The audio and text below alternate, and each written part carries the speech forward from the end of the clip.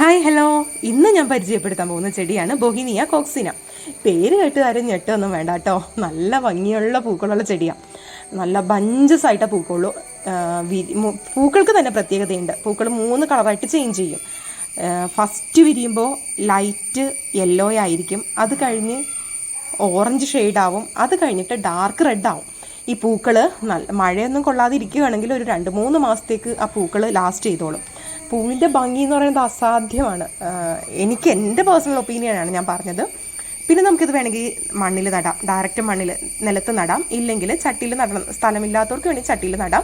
Prune ചെയ്ത് കൊടുത്തു കഴിഞ്ഞാൽ ഓരോ ഫ്ലവറിങ് സീസൺ കഴിയുമ്പോഴും പ്രൂൺ ചെയ്ത് കൊടുത്തു കഴിഞ്ഞാൽ പുതിയ പുതിയ ബഡ്സ് വരും.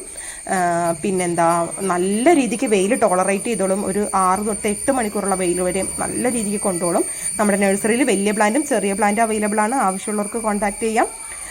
നെക്സ്റ്റ് വേറൊരു വീഡിയോ ആയിട്ട് വരാട്ടോ.